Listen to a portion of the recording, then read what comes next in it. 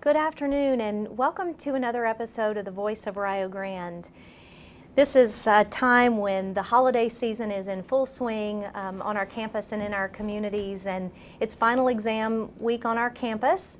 So there's a lot of studying going on. There was a late night breakfast for our students last night, and I know that came at a perfect time as the next few days of exams are in front of our students, and it's just really unbelievable to me that the fall term is coming to a close. But there's been a lot of great successes this semester. Our men's soccer team just returned from the national championship in Florida, played extremely well, has been a phenomenal season. As many of you know, our team has been ranked number 1 or number 2 in the country throughout this season. They have just played with such honor and skill.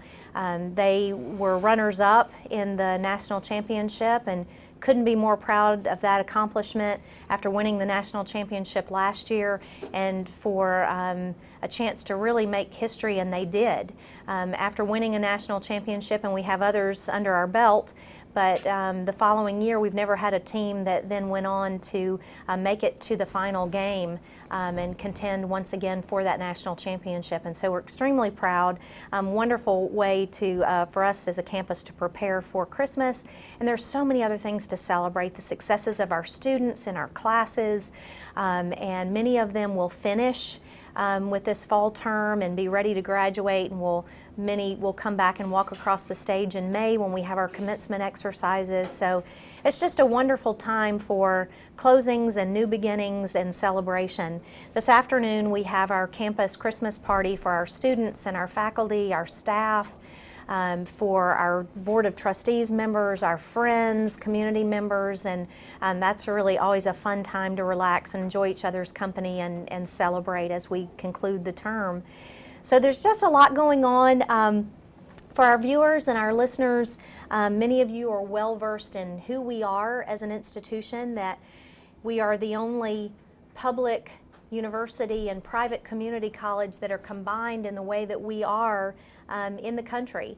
And we get a lot of well-deserved notoriety and attention because of that unique identity.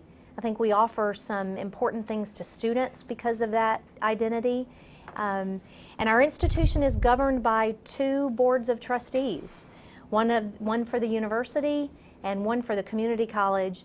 And those governing boards work very well together to ensure the future and the operation of this institution. My guest today is a leader of one of those boards.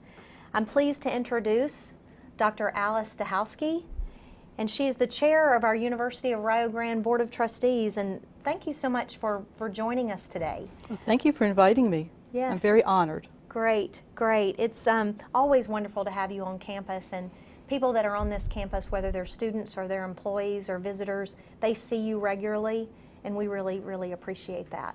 Well, thank you. I feel at home here. Good deal. Well, and I wonder if one of the reasons, kind of being a transplant from another area and making this region your home, your own college experience, being in a liberal arts, a small private college, Chestnut Hill College, that may be part of kind of that passion and that connection that you saw for Rio. But maybe you can tell us a little bit about your background and your path, how you've progressed through just an amazing career. I've loved learning about that. Well, I think that my background, coming from the Philadelphia area, I came to Rio Grande via Cincinnati, actually. Okay. I went to Chestnut Hill College and majored in biology and pre-med, and I see so many similarities with that campus experience in Rio Grande, and that's that natural fit. When I came here to Gallipolis, I was just starting out in my medical practice as a general surgeon, and I felt that coming to the University of Rio Grande and to Rio Grande in general was like coming to an oasis. There's culture. I first came here to see a Valley Artists series production and got hooked. And there were so many things that the community's been involved with here, with the chorus and the different productions through the years, of Broadway productions, that I've just really just enjoyed the time that I do have free to to get into the arts and to see our art displays. And I think the most formal way that I came on campus was after I was here about 2 years. I was asked to be a speaker at the nursing pinning ceremony. Oh, nice. And I'll never forget the flickering of the candles and the lamps as the nurses walked across stage and took the Nightingale oath. And I felt so honored to be part of that transformation from student to nurse. And every day I see the effect of a ripple effect of Rio Grande at my workplace, and I see graduates of Rio Grande succeeding in healthcare in this area, and everywhere I turn, I see success stories. That's great. I came out here in 1984 as a surgery resident, worked under the tutelage of Dr. Holzer, Jr. I was here for 3 months about this time of the year, and 2 years later, I was offered the position to take over Dr. Holzer's practice in general surgery at the Holzer Medical Center and Holzer Clinic. I've been here ever since, so it's been 30 years. Wow, yes. And I've seen so much effect of Rio Grande and the symbiosis with Holzer. It's just been phenomenal to be in this region and see the changes and the effect of Rio Grande on our practice.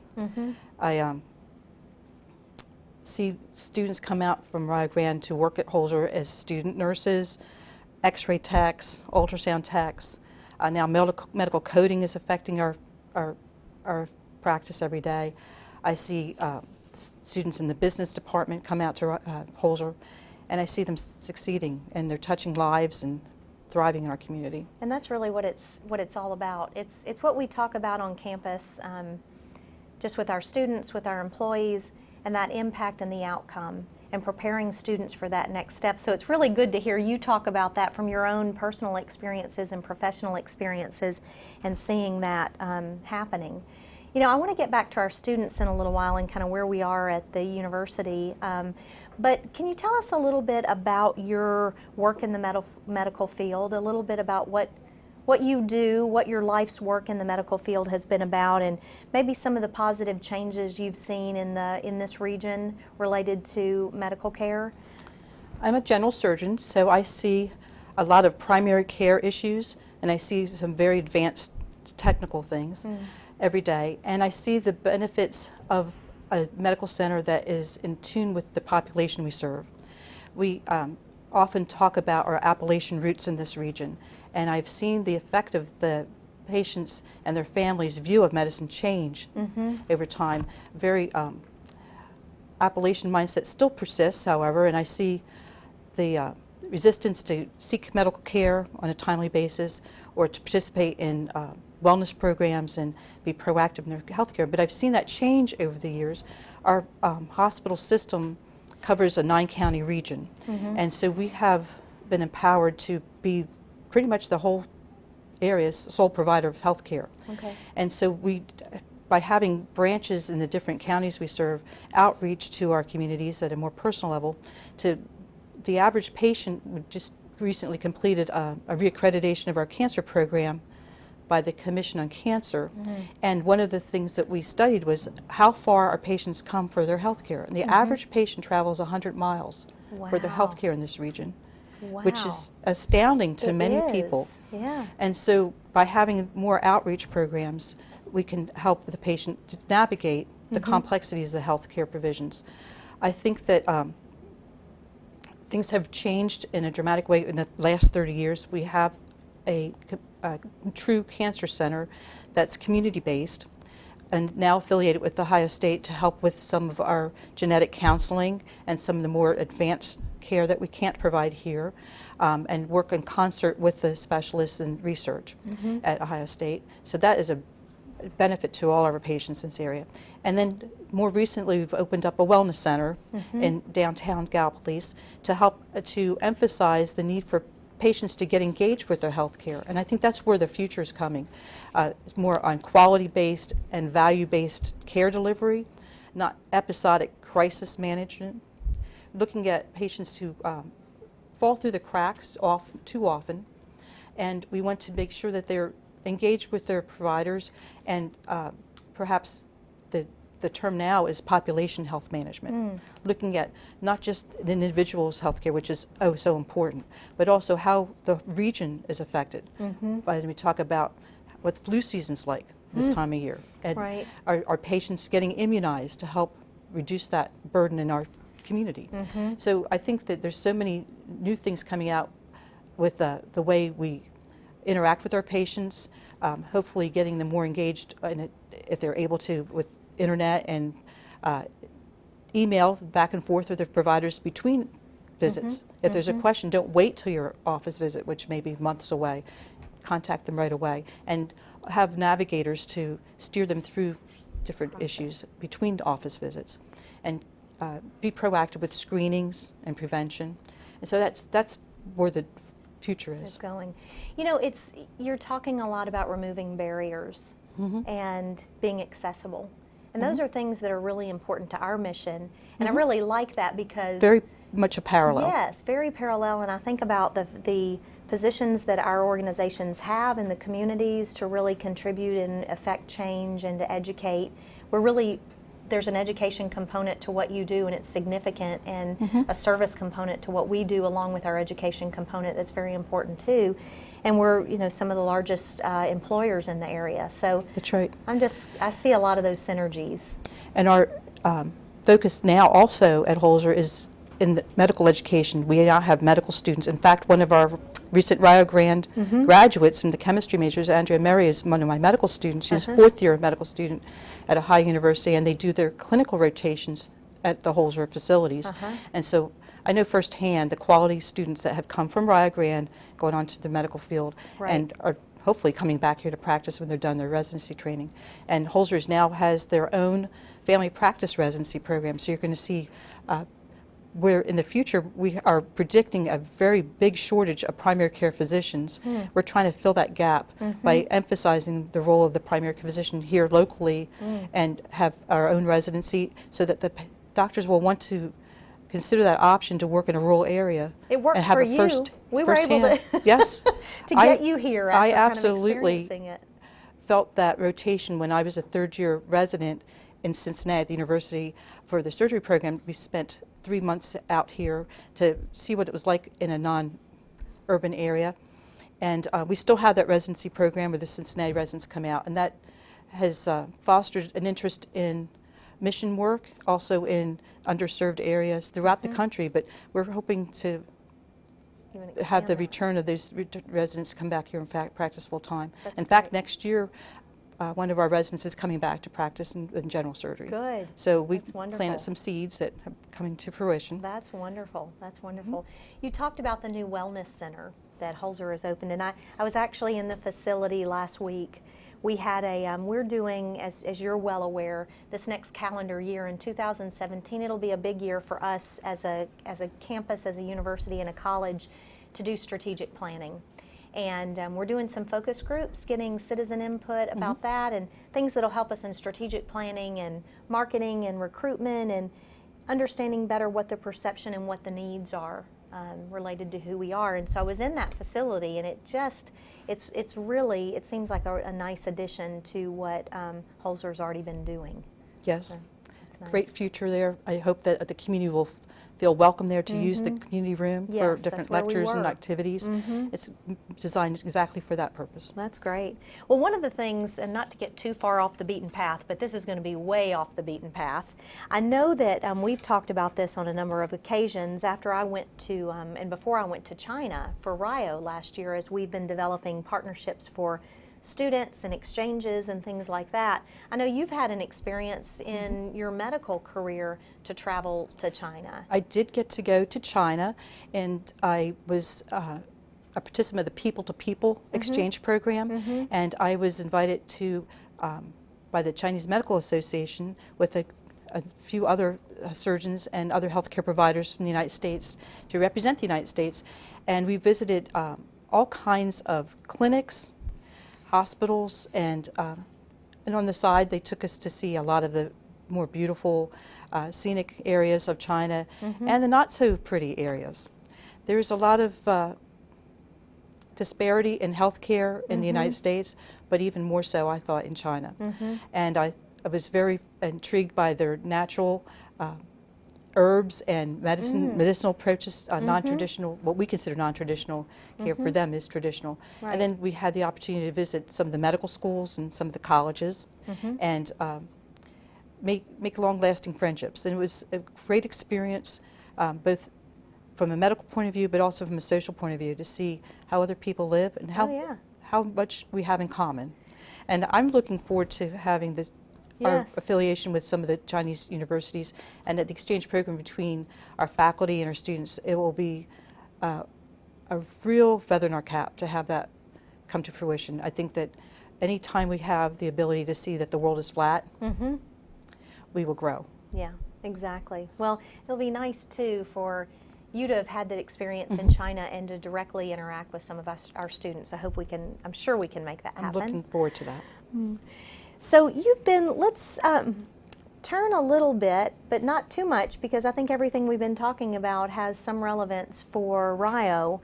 But I'd like to talk a little bit about how, in your years of being associated with Rio, clearly you've been very loyal and very dedicated leader, and as chair, you've supported so many things, but also just as a member of the board. And you've really been an important force for Rio. That's my assessment, and I know a lot of people would join me just with your time and your talents and your resources and everything that you've done to help us. But what really has driven that for you? I think that it was the touch of many of the members of the Board of Trustees that have mentored me, and the past chairman, talking about Bob Evans, people who left a real economic impact on our region and saw the value of education and promoted the growth of this institution. Right. We're talking about Jack Kidd, we're talking about Jack Fruth, Gary Roach, Jeff Smith, who we just named a fellow of the institution after over 30 years of serving on the board. Right. These were role models for me. Evan Davis, whose name is familiar to everyone from Davis Hall. It's just so many applications of their talents have inspired me, because I see how their effect on the community has brought the university to the next level. And I see so much positive changes by just one person bringing together a group of trustees that are all community-minded, community servants, who want to interact with the one goal: make this better for the students. And I feel honored to have been able to be a member of the Board of Trustees, but to have these legends be my inspiration, I feel obligated to give back. Yeah, we're so glad that those experiences happen, because you've really made a difference for us and continue to do that. As the board chair, can you talk a little bit about what your focus has been and what you see as some of the greatest successes for Rio? Well, I've been chair of the board now for about a year and a half, and it just seems like yesterday when we had our first student orientation. Right. And we handed out Rio Grande pins to students as they walked across the stage, and then last year saw students walk across the stage at graduation. To me, that is the biggest success. The number of students who complete their programs and have a bright future. That to me says it all. But I think the time that I've been chair, we've used as a time of introspection. I think we need the time once in a while to sit back and reflect. Who are we as a board?